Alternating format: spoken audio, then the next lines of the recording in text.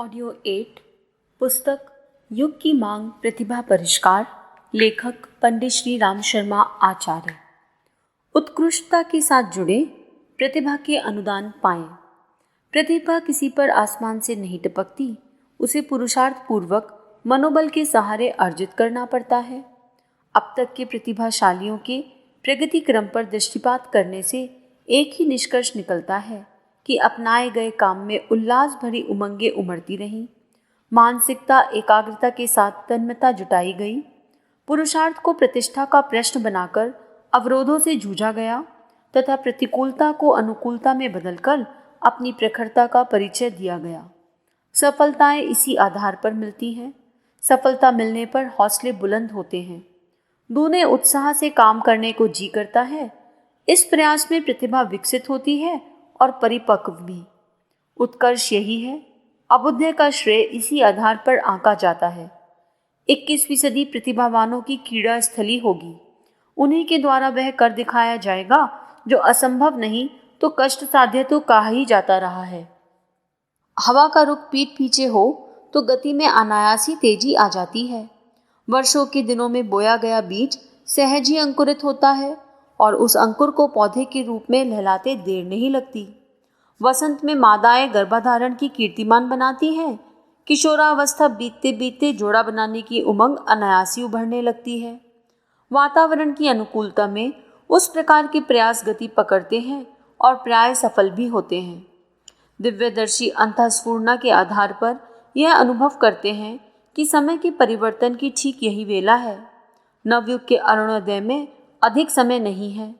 जनमानस वर्तमान अवांछनीयताओं से खींच और ऊब चुका है।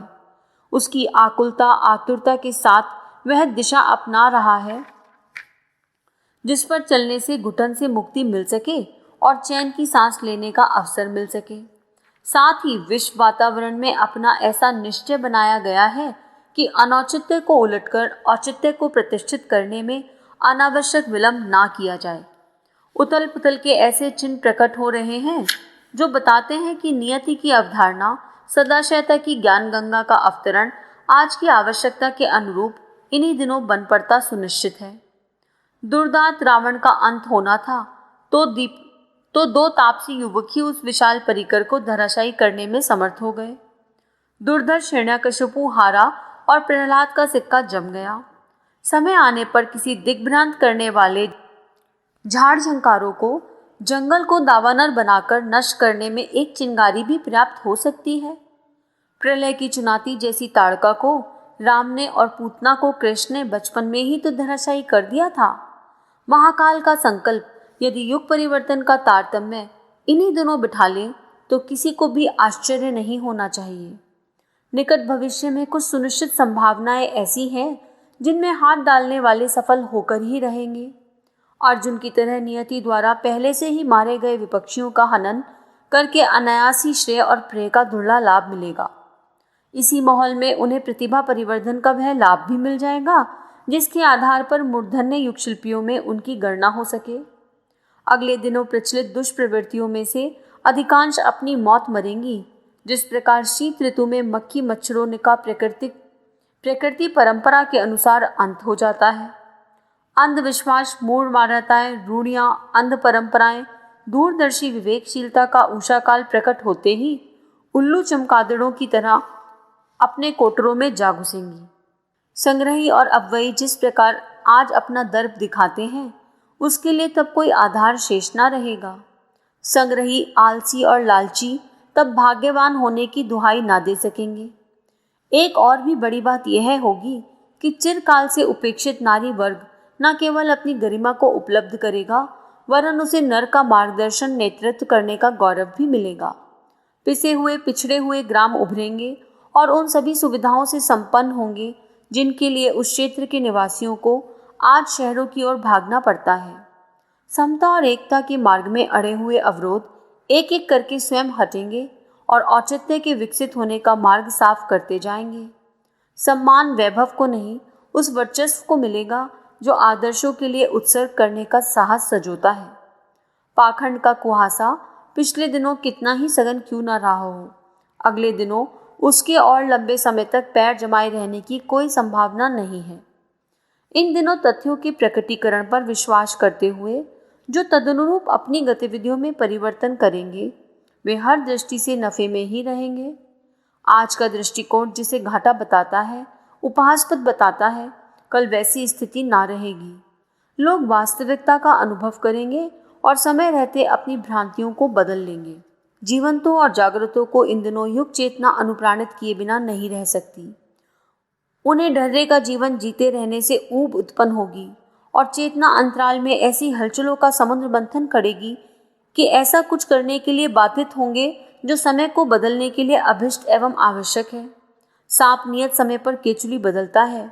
अब ठीक यही समय है कि प्राणवान प्रज्ञावान अपना केचुल बदल डाले, अपनी समग्र क्षमता सजोकर दृष्टिकोण में ऐसा परिवर्तन करें जिससे भावी क्रियाकलापों में ऐसे तत्वों का समावेश हो जिन्हें अनुकरणीय, अभिनंदनीय माना जा सके। अंतराल में उत्कृष्ट उमंगे और क्रियाकलापों का, आदतों का नए सिरे से ऐसा निर्धारण करें जो युग शिल्पियों के लिए प्रेरणा पद बन सके। आदर्शों को महत्व दें। यह ना सोचें कि तथाकथित सगे संबंधी क्या परामर्श देते हैं। प्रहलाद, विभीषण, भरत, मीरा आदि को कुटुंबियों का नहीं, आदर्शों का अनुशासन अपनाना पड़ा था।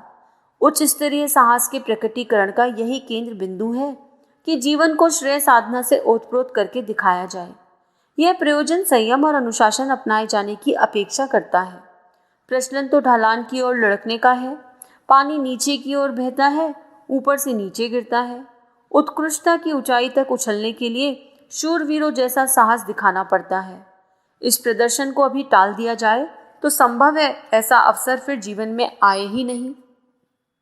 मेघा मंडल जब घटाटोप बनकर उमड़ते गरजते हैं तो कृषि कर्मियों के मन आशा उत्साह से भरकर बल्लियों उछलने लगते हैं। इंद्रव्रज 100 बार झुककर उनको सलामी देता है। अंधेरा आकाश प्रकाश से भर जाता है और मोर नाचते एवं पपीहे कूकते हैं। हरितमा उनकी प्रतीक्षा में मखमली चादर ओढ़े मुस्कुराती पड़ी रहती है।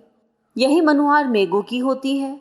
खोजने पर पता चलता है कि संचित जलराशि समेट अपने आप को अति विनम्र बनाकर उसे धरती पर बिखेर देते हैं। प्रतिभा परिवर्तन के उद्दंड उपाय तो अनेक हैं। उन्हें आतंकवादी अनाचारी तक अपनाते और प्रेत पिशाचों की तरह अनेकों को भयभीत कर देते हैं, किंतु स्थिरता और सराहना उन्हीं प्रतिभावानों के साथ जुड़ी रहती है जो शालीनता अपनाते और आदर्शों के प्रति अपने वैभव को उत्सर्ग करने में चूकते नहीं। ऐसे लोग शबरी, गिलहरी, केवट स्तर के ही क्यों न हो, अपने को अजर और अमर बना लेते हैं और अनुकरण करने के लिए अनेकों को आकर्षित करते हैं। उनकी चुंबकीय विलक्षणता न जाने क्या क्या कहाँ से बटोर लाती है और बीज को वृक्ष बनाकर खड़ा कर देती है। प्रतिभा परिष्कार का अजस्त्र लाभ उठाने के लिए इन दिनों स्वर्ण सुयोग आया है। युग संधि की वेला में जीवट वाले प्राणवानों की आवश्यकता अनुभव की गई है। अवांछनीयताओं से ऐसे ही पराक्रमी जूझते हैं और हनुमान, अंगद जैसे अनकड़ होते हुए भी लंका को धराशायी बनाने के एवं राम राज्य को सतयुगी वातावरण बनाने के दोनों मोर्चों पर अपनी समर्थ क्षमता का परिचय देते हैं। ऐसी परीक्षा की घड़ियां सदा नहीं आती। जो समय को पहचानते हैं और बिना अवसर चूके अपने साहस का परिचय देते हैं, उन्हें प्रतिभा का धनी बनने में किसी अतिरिक्त अनुष्ठान करने की आवश्यकता नहीं पड़ती। संयम और साहस का मिलन ही वरिष्ठता तक पहुंचा देता है। पुण्य और परमार्थ का राजमार्ग ऐसा है जिसे अपनाने पर वरिष्ठता का लक्ष्य हर किसी को मिल सकता है। आत्म साधना और लोक साधना दोनों एक ही लक्ष्य के दो पहलू हैं। जहाँ एक को सही रीति से अपनाया जाएगा, वहाँ दूसरा उसके साथ अविच्छिन्न रूप से जुड़ जाएगा।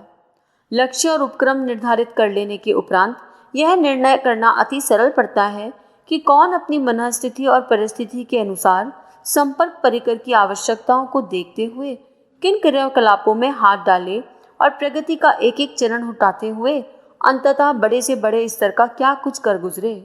यहाँ यह ध्यान रखने योग्य है कि व्यक्ति अपने प्रभाव मंडल संपन्न क्षेत्र के साथ जुड़कर ही पूर्ण बनता है। अकेला चना तो कभी बाढ़ फोड़ सकने की समर्था नहीं रखता। अपने जैसे विचारों के अनेक घनिष्ठों को साथ लेकर और सहयोग पूर्वक बड़े कदम उठाने ही रीति नीति है। जिनके सहारे अपनी और साथियों की प्रतिभा को साथ साथ चार चांद लगने होते हैं। सत्प्रवृत्तियों का यह समुच्चय परब्रह्म परमात्मा प्रतिभाओं का पुंज है। उनके साथ संबंध जोड़ने पर संकीर्ण स्वार्थपरता में तो कटौती करनी पड़ती है, पर साथ ही यह भी सत्य है कि अग्नि के साथ संबंध जोड़ने वाले ईंधन का ढेर ज्योतिर्मय ज्वालमाल की तरह दमकने लगता है। उत्कृष्टता के साथ जुड़ने वालों में किसी को भी यह नहीं कहना पड़ता कि उसे प्रतिभा परिकर के भंडार गृह में से किसी प्रकार की कुछ कम उपलब्धि हस्तगत हुई। दिशा निर्धारित कर लेने पर मार्गदर्शक तो पग पग पर मिल जाते हैं। कोई ना भी मिले तो अपनी ही अंतरात्मा उस आवश्यकता की पूर्ति कर देती है। प्रतिभा का धनी ना कभी हारता है और ना अभावग्रस्त रहने की शिकायत करता है। उसे किसी पर दोषारोपण करने की आवश्यकता ही नहीं पड़ती कि उन्हें अमुक ने सहयोग नहीं दिया था या प्रगति पथ पर रोके रहने वाला अवरोध अटकाया। प्रतिभा ही तो शालीनता और प्रगतिशीलता की आधारशिला है। पुस्तक समाप्त। सभी को प्रणाम।